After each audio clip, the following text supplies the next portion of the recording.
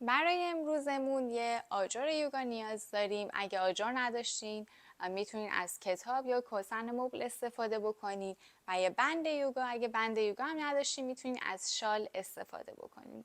اول به صورت دو زانو میشینیم. اگه به صورت دو زانو برات سخته همون 4 زانو رو بشین. دستا رو به وضعیت کاکتوس در میاریم. یک دم میگیری با آرنجت، یک نیم دایره میزنی به سمت عقب، کتفا رو از پشت به هم نزدیک میکنی، سینه رو به جلو، بازم یک نیم دایره رو به جلو و سایر دست رو به هم میچسبونیم و پشتمون کاملا گرد میشه به این صورت. دم، بازم.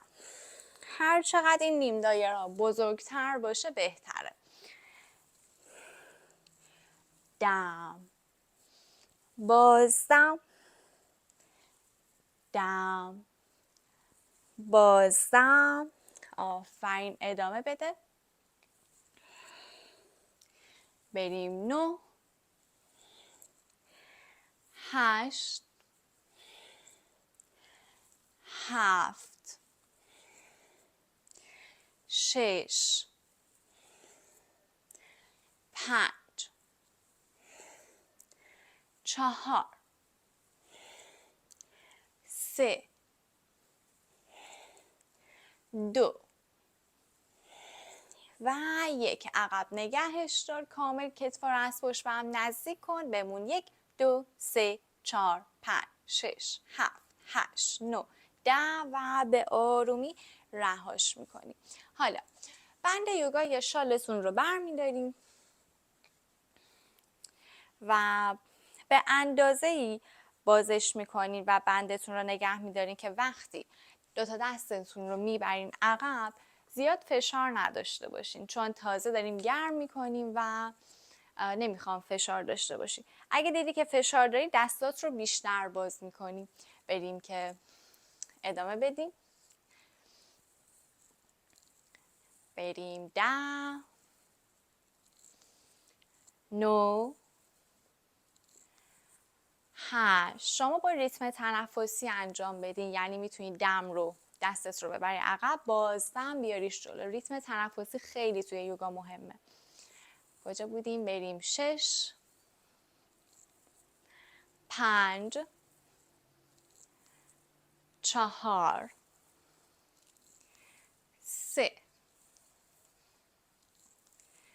2 1. عالی. همین عقب نگه دار. بمون 1 2 3 4 5 6 7 8 9 10. عالی. بیارش وسط.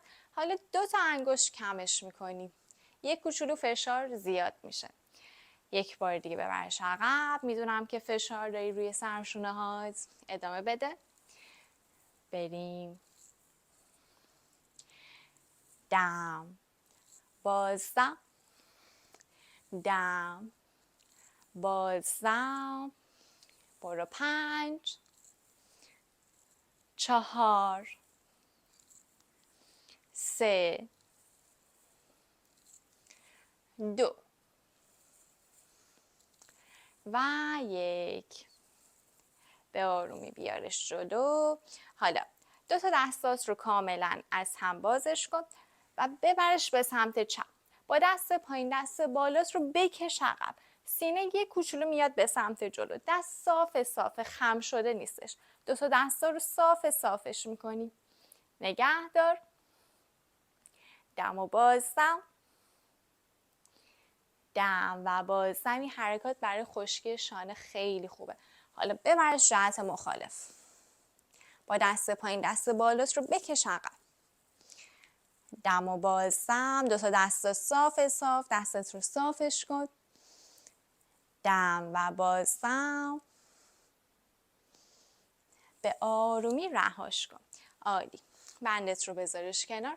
دست راستت رو ببرش به سمت چپ. دست چپت رو ببرش به سمت راست و به آرومی رها میشه. عالی. بیا توی وضعیت بچه. باسن رو به پاها میرسونی و پیشونیت رو به زمین میرسونی. دم و بازدم بگیر. دم و بازدم. حالا میخوام که آروم آروم بیای به سمت جلو و روی شکمت دراز بکشی. عالی. خب کف دستت رو کنار سینه قرار بده. پاهات رو اندازه عرض مت بازش کن، مخصوصا اگه دیسک کمر داری یا روی ستون فقراتت محدودیت داری یا درد داری. به آرومی اندازه 45 درجه میایم بالا، میایم پایین. یادت نره که با سن و 4 سریران کاملا منقبضه. سفتش کن. دم، بازدم، دم، بازدم. سرشونا رو کامل ببر پشت گوش. کتفا رو از پشت به هم نزدیکش کن. دم، بازدم. عالی. برو 5، 4، 3، 2، 1. بیا وسط نگهش دار. بمون 1، 2، 3، 4، 5، 6، 7، 8، 9، 10 و رها کن. عالی. حالا کف دستت رو میبری زیر خودت میذاری، چون ممکنه اذیت بشی. اگه اذیت نمیشی میتونی دستت رو رها کنی. میخوام که 2 تا پاهات رو با هم بکشی بالا تا ران پاهات کامل پاهات رو بکشی بالا، دوباره بیاریش پایین. کامل با سن و پاها منقبض کامل میکشی پاهات رو به سمت جلو، پوینتش میکنی. بریم که ادامه بدیم. برو 10، 9، 8. این حرکت برای ستون فقرات عالیه. 7، 6، 5، 4، 3، 2، 1. بالا نگه دار. بمون 1، 2، 3، 4، 5، 6، 7، 8، 9، 10 و رهاش کن. عالی. بیا ساید دستت رو به مت برسون. عالی. حالا این بستگی به انعطاف خودت داره که ببین در چه حدی باید دستت باشه. یه لحظه آرنجت رو صافش میکنی. ببین اگه خیلی فشار داری دستت رو میبری جلوتر. اگه نه میبینی راه داری دستت رو میکشی عقب‌تر.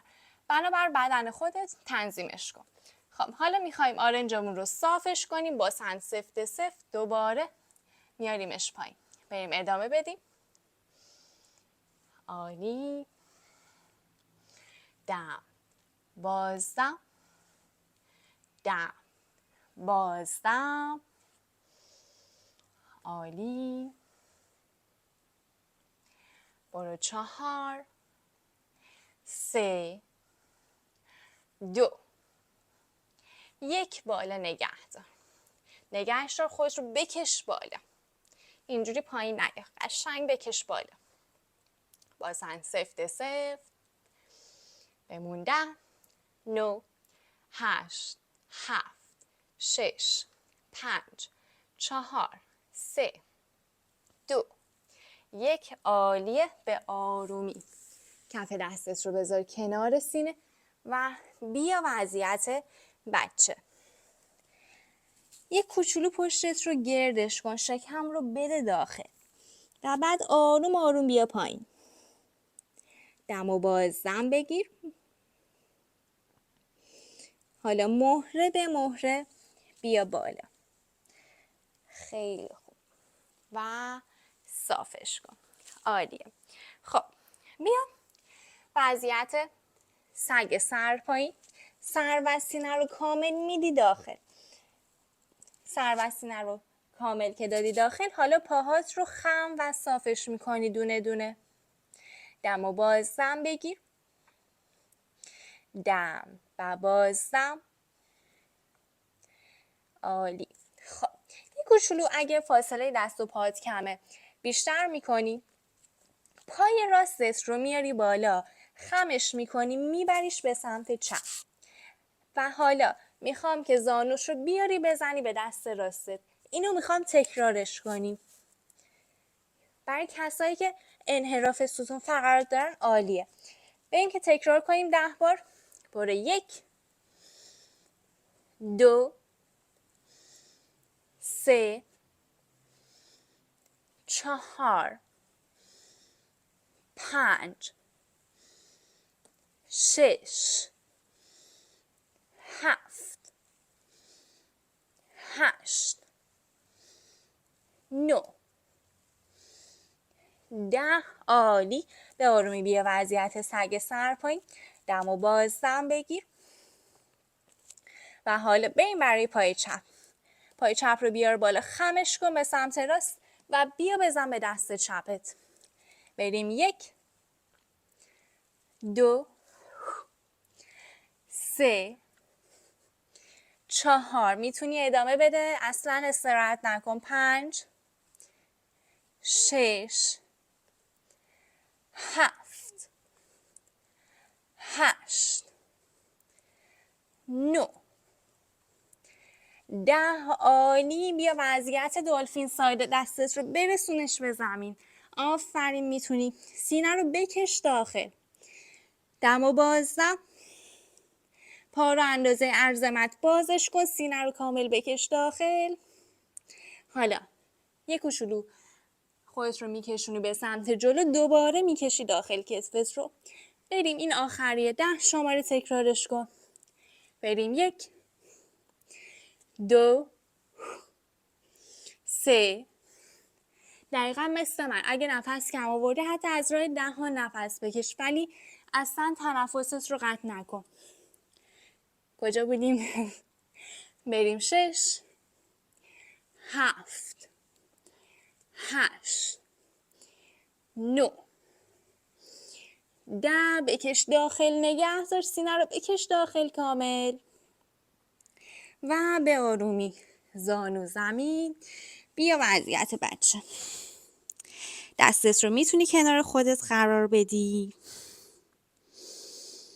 دم و بازدم. عالیه. خیلی خوب. و به آرومی بیا بالا. امیدوارم که حالتون عالی باشه. بریم که رو به پشتمون دراز بکشیم. خب میخوام که آجر یا کاسنت رو برداری بذاری روی مت. میخوام کتفت رو دقیقاً همون جایی که خانوما بند سوتیانشون قرار داره، نه روی گردن باشه نه روی کمر، دقیقاً روی کتف. میخوایم اونجا قرار بدیمش روی آجر و دستمون رو میکشیم بالا، سر رو میرسونیمش به زمین. دست حتما باید بالا باشه. دم و بازدم. اگه سرت نرسید، باسنت رو یک کوچولو میکشی بالا، سرت رو نزدیک میکنی و بعد آروم آروم باسن رو نزدیک زمین میکنی. یا میتونی از ارتفاع آجر یا کاسنت کم کنی. اینجا انقدر یک کشش خوبی داره بین قفسه سینه، انگار قلبت داره باز میشه.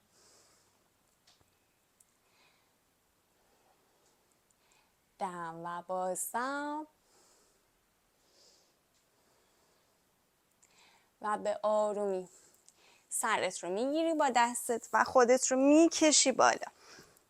دستت رو حلقه کن دور ران پاهات و حالا از پشتت رو گردش کن و بکش عقب. نگه دار. دم و بازدم. دم و بازدم. عالی. به آرومی رها کن و دراز بکش رو به پشتت. خب پاس رو کامل خمش کن و حالا کف دستت رو کنار باسنت قرار میدی. پاها اندازه 30 سانت از هم فاصله داره. یک دم میگیری، باسنت رو میکشی بالا، وضعیت نیمه پل. باسن کامل سفت، تمام مدت باسن سفته، حتی موقعی که داری میاریش پایین. وقتی میاری پایین روی زمین قرارش نده، نزدیک زمینش کن. بریم 1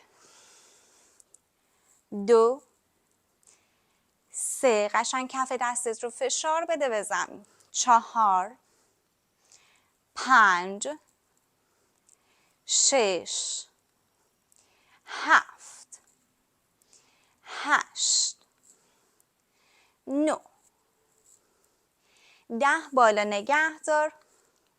بمون 1 2 3 4 5 6 7 8 9 10 به آرومی رها کن.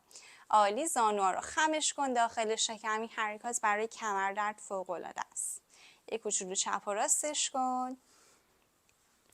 دوباره کف پاهات رو قرارش بده روی مت. پای راست میاد روی ران پای چپ رو بکش داخل شکم.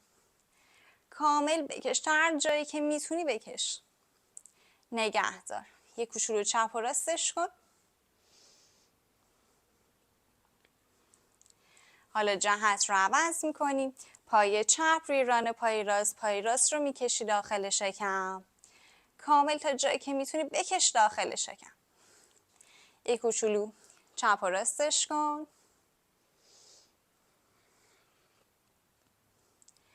عالی. حالا دوتا پاهات رو صافش کن.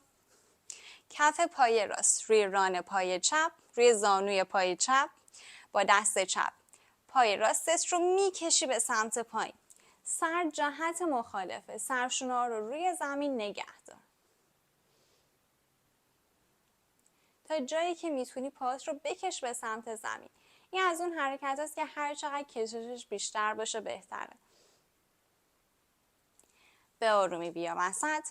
حالا پای چپ روی زانوی پای راست، با دست راست پای چپ رو میکشی پایین جهت مخالف. سرشونا رو روی زمین نگهش دار.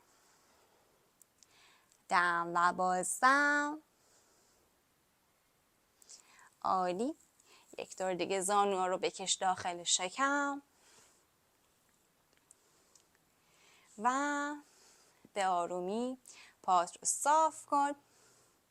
چشمات رو ببند. یک دم عمیق بگیر. با بازدم کل خستگیات رو به زمین بسپر. دم. بازدم. برای چند لحظه تمام توجه و آگاهیت رو بیار به مسیری که دم و بازدم طی میکنه. و از تاج سر تا نوک انگشتان پاها به بدن توجه داشته باش. ببین اگه جایی منقبض شده کامل رهاش کن. برای لحظه کل بدنت رو میخوام رها کنی. ذهنت رو میخوام رها کنی. اگه ذهنت مشغوله همه رو بذار عبور کنه و از ذهنت خارج بشه. و اگه دیدی درگیر افکارت شدی فوراً از اون حالت خارج میشی بدون اینکه خودتو قضاوت بکنی. توجهت رو میاری به مسیری که دم و بازدم طی میکنه.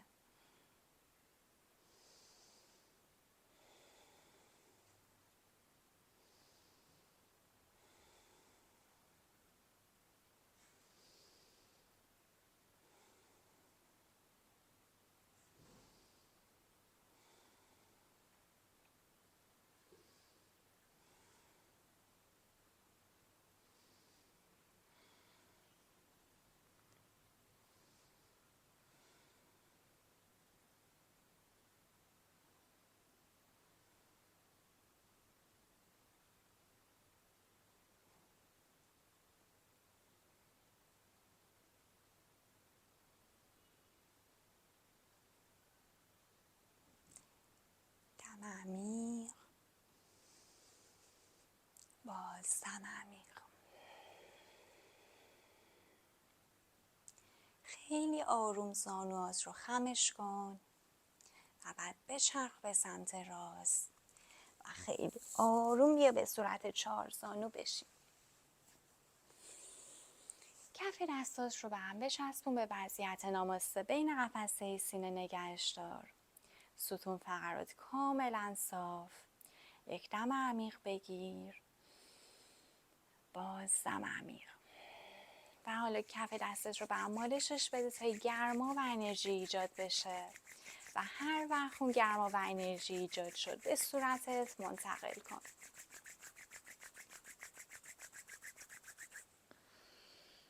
یک دم بگیر با بازدم کل اون انرژی رو به کل بدنت انتقال بده.